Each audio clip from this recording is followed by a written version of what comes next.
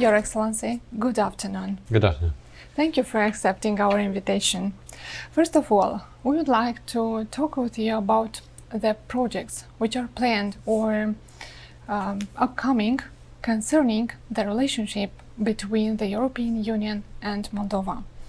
Which are the current priorities of the European Union delegation concerning Moldova? Well, first of all, our priorities now are everything that is related to the accession process of the Republic of Moldova. So it's not only about the project, but it's also about the support for the preparations of the negotiations, because it will involve also large number of people from Brussels, large number of people from Chisinau, and that is one of the strands. And then, of course, there is our project work. We have projects in the Republic of Moldova in virtually every area of life, so it's difficult to choose some very strong highlights, but it's clear that there will be some.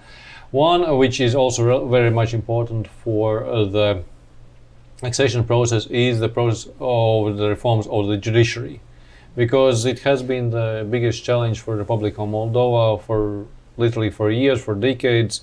The corruption in the judiciary sector that has evolved, that has also influenced the corruption in other spheres of life, and that's why it is important to continue cleaning that sector up, step by step, gradually, professionally, with our support, because that's where we have also our support for the pre-vetting, for the vetting of judges and prosecutors.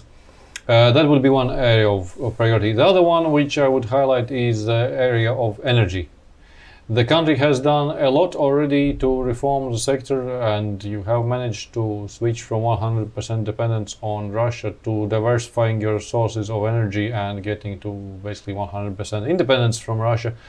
But there are things that still need to be done, not only about legislation, but also about energy efficiency of buildings, about the renewable sources of energy, and these are the areas where we will continue working. And I think this has more than one reason why it's important for the country, because it means that you spend less of energy, you spend less of money, you help the environment, so the benefits are really various.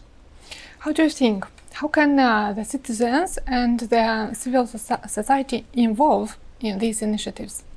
There are different ways how civil society can be involved in reform processes. One is the fact that the Moldovan civil society has been a very strong partner. In fact, it has been one of the agents pushing for change when the governments previously were not eager, and in fact who continue to do their work, criticizing the government now when they see that the government is not doing things right, or at least in the perception of the civil society they are not doing it right.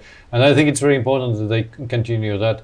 But sometimes it's also about very practical things. For instance, after this interview, I'm going to visit one of the local action groups. And this is one of the very successful projects which has been done in the Republic of Moldova with our support, where citizens across the country, and now I think it involves more than 1 million Moldovan citizens, and that has just doubled in a couple of years. That shows how popular it is. Do get involved in the decision making. They get to decide on small projects that would be involved, would be developed in their commune, and they get to vote whether it will be the playground for the children or support for a local business.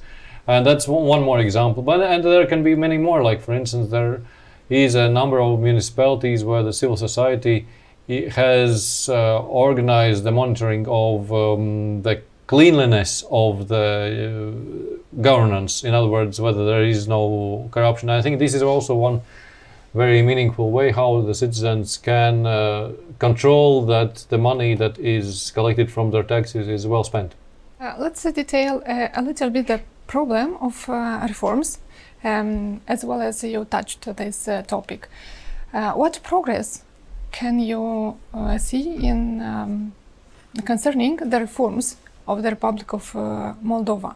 Which are our progresses?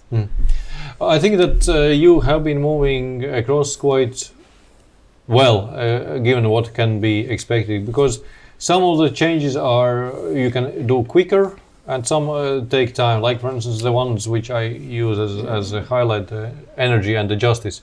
With energy, it is if the infrastructure is in place, then you primarily need some legislative change. You need to gain some new knowledge, and you can do that pretty quickly. Whereas judiciary is a very important branch of power, where you have to protect also and uphold the independence of the judiciary. So the reforms there have to be very gradual. They have to be very measured, and that's why it takes time. But there are other things where you can see every month that, or every 2 months, that the country is getting stronger, more resilient, because there are things that you haven't done in the past and now you're doing. Like for instance, the newly established Center of Strategic Communications. So it's an area where you have been exposed to a problem for years, facing propaganda from outside, facing disinformation, and finally there is a structure, again with EU support, that will be able to hopefully counter that. So, which are the areas which need more effort or require more attention from our part to be improved? Well, there will be some things that are clearly in continuation, and in fact I think most things will be in continuation. The judiciary is clearly something that will be our priority, and I hope it will be the priority of successive Moldovan governments also in the future, because right now it is one of the 3 steps that the European Commission will be reporting in spring 2024, but that doesn't mean that the process will be over in spring 2024. In fact, the idea is that Superior Council of Magistracy, Superior Council of Prosecution will be cleaning up the judiciary system in the years to come. And of course, then I hope that this will also have benefits for the other areas where the Moldovan citizens encounter corruption, because if you ask the Moldovan citizens in the polls, then the 3 places where they encounter corruption the most is I don't remember the order, but it was the education, it was the police, and it was the medical system. So of course it's even less possible to clean it up if the judiciary is not clean, but I hope that this will be done in the future. And one more area where I see that there is need for further improvements is the legislative process, because what we have seen is that the legislation that is developed in the government is quite gradually thought out. It involves the civil society, whereas sometimes the process in the parliament is very rapid, that the agendas change on the same week as the meeting takes place. There is very little time to involve the civil society or international partners and to get their opinion, and the result is that the quality of the legislation suffers, and that one needs to return to the same legislation again. Thank you. One more topic I would like to talk with you about is the situation from the region. How do you think the geopolitical events influence somehow the partnership between the European Union and Moldova? Well, yes and no. First, it is clear that there has been additional context of the Russia's war of aggression against Ukraine, also when it comes to Moldova, because on the one hand it has affected Moldova adversely, because it has been the influx of the large number of refugees, it has been the economic problems related either to transit of goods or the simple import and export, but it also has been one of the additional stimuli that why Republica Moldova could become the candidate country for membership of the European Union, because in early 2022 nobody had thought about it.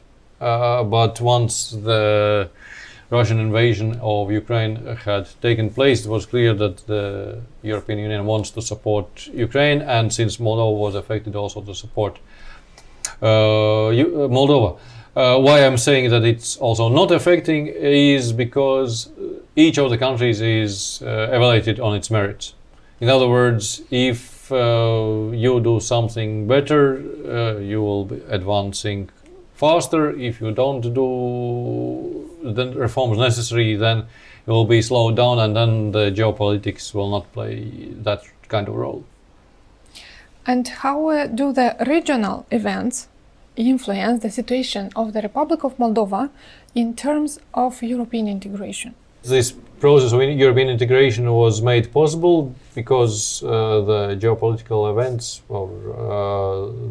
and the wish of the European Union to support the country. So this is why you have advanced so far.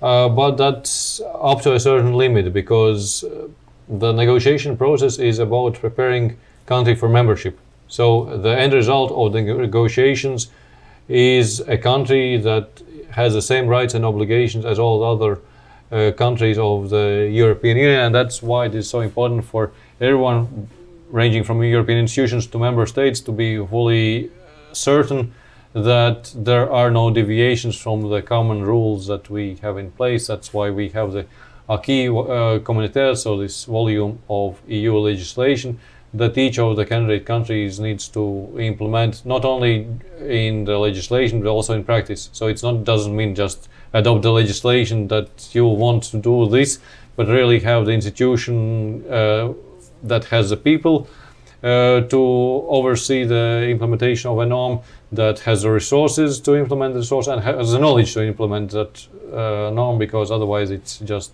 an empty sound.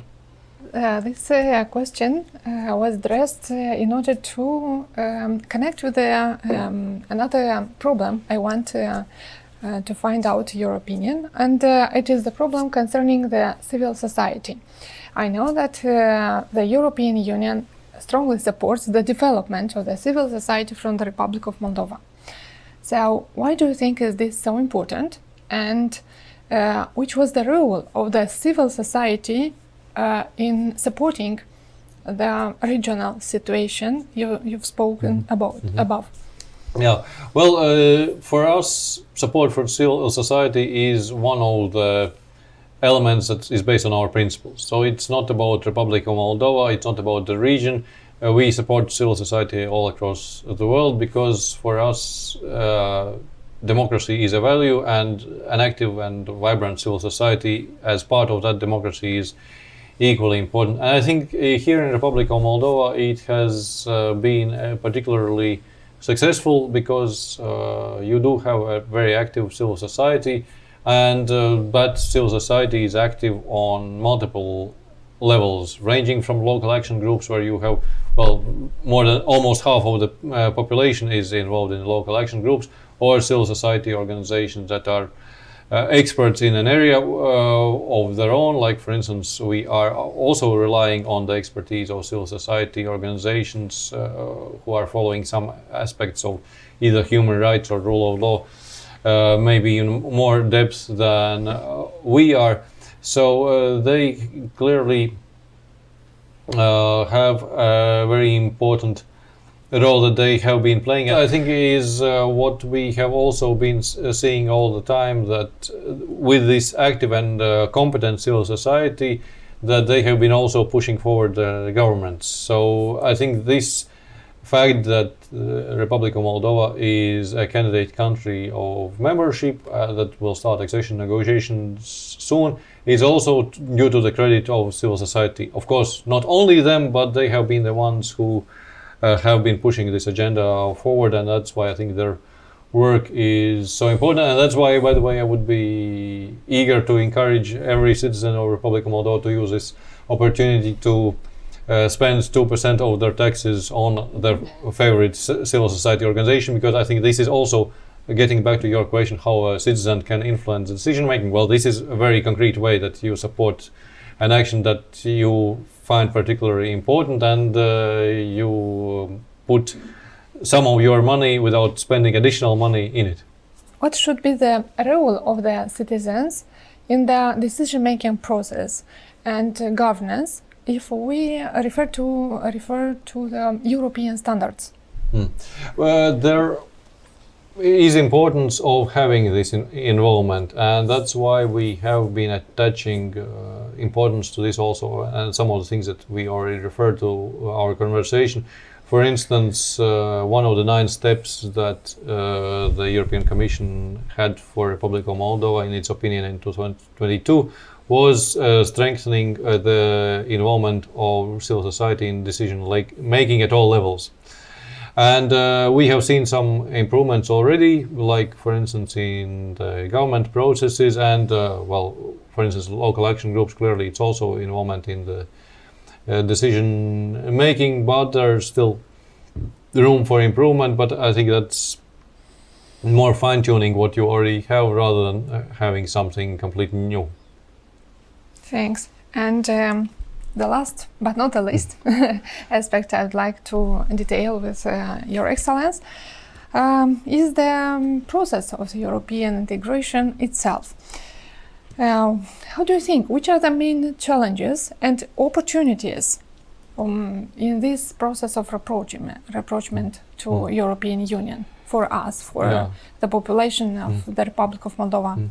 Well, the challenge will be to maintain this high speed of moving forward through the years, because this is a process that will take years. The most optimistic forecasts is to be ready for membership by 2030. That is possible, but that means that you would need to maintain this very high speed of moving with reforms also in the coming years, because we are already in 2024.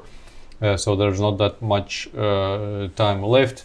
But that also means that there is a need to maintain the support of the people to this process, not least through the upcoming elections, because I think it is very important that if the people support the direction of the Republic of Moldova towards full EU membership, then this should be also expressed at the voting booths.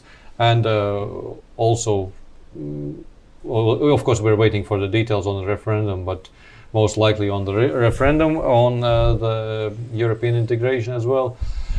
So this is the challenge, and the opportunity is that there's several opportunities. One is already along the process itself, because every step that you take upon the requirements of EU membership makes the country either stronger or more democratic or more prosperous or more stable. Because, to give you simple examples, if you improve the standards for the protection of the health of workers, of course it will be more incentive for the European companies to arrive here with their investment, because they have a level playing field, and it will be equally important for the workers themselves, because we saw recently on the news someone who had been killed on the workplace, and of course this should not happen.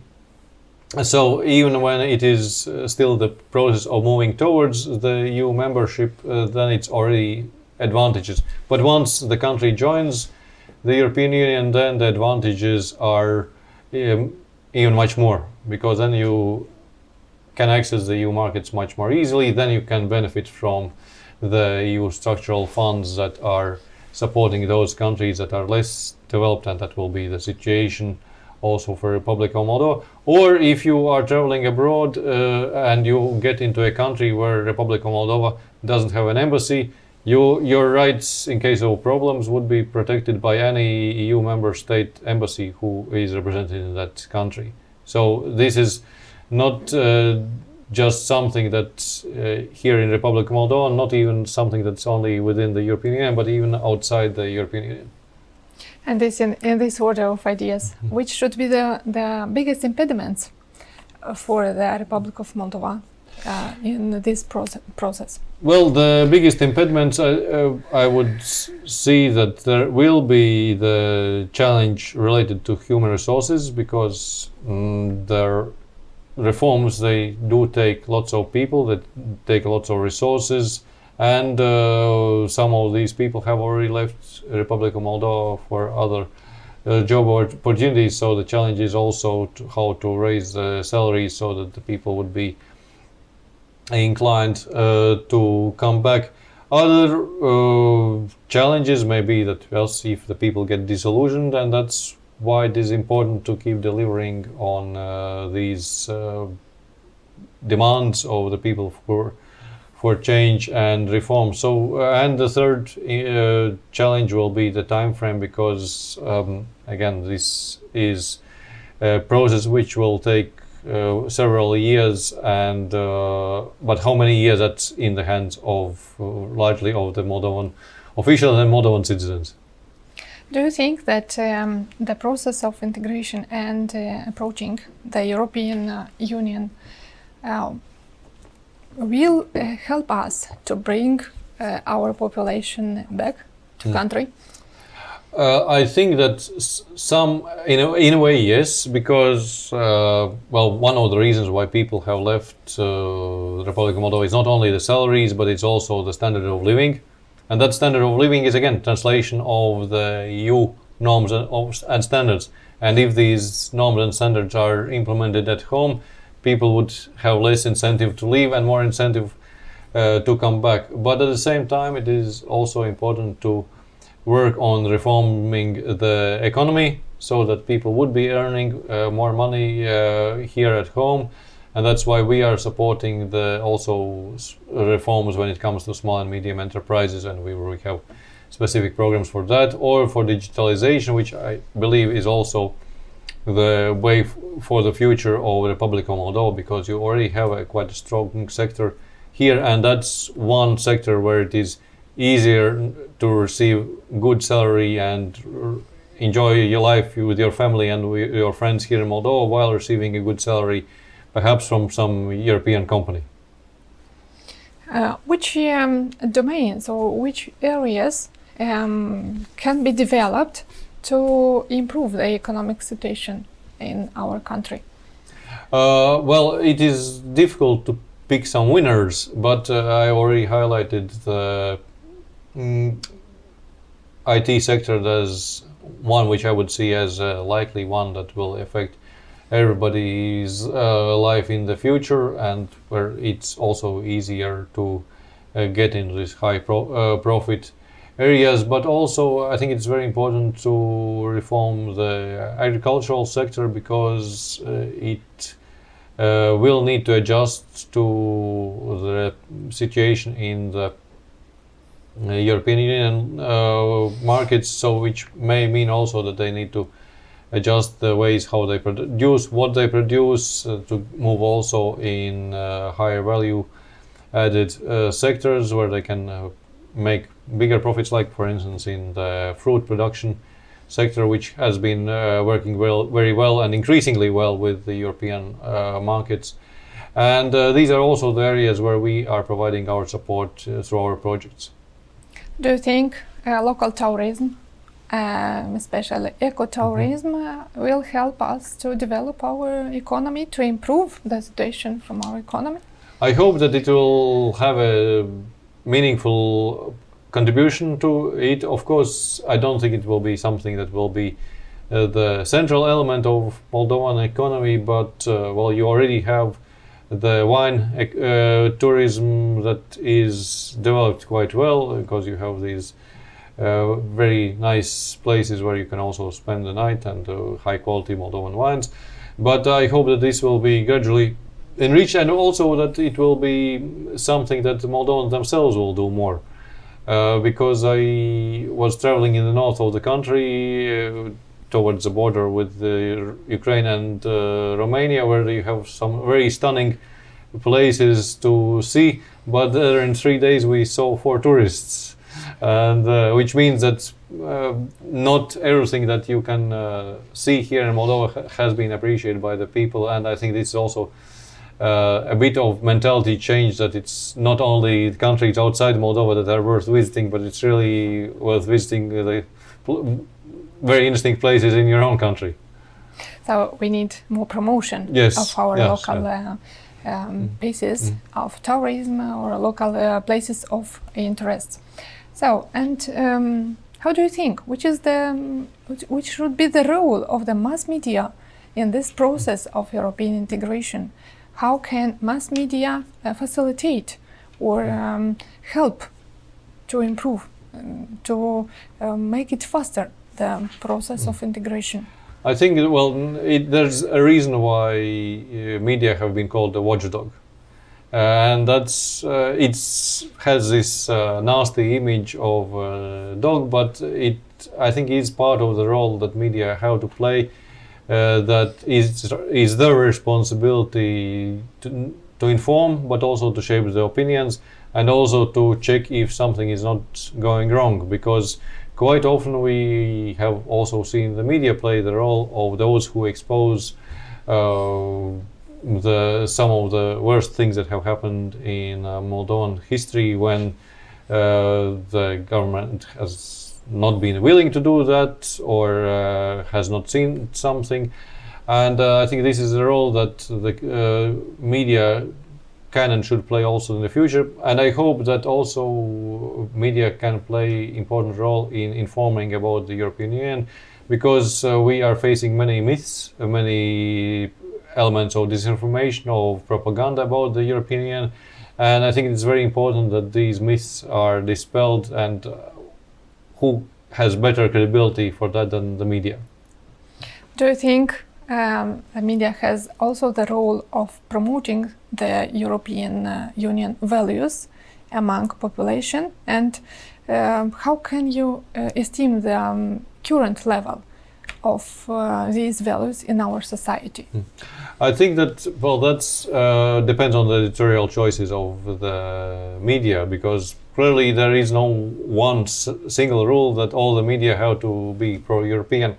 But every media, every journalist have his or her opinions, and perhaps that's the reason why they are working for the media that they are working for. And I hope that for those who share the values that the EU stands for, that they will be also promoting them in their work, because the EU values are also the ones which are important for the media. It's transparency, it's democracy, it's access to information.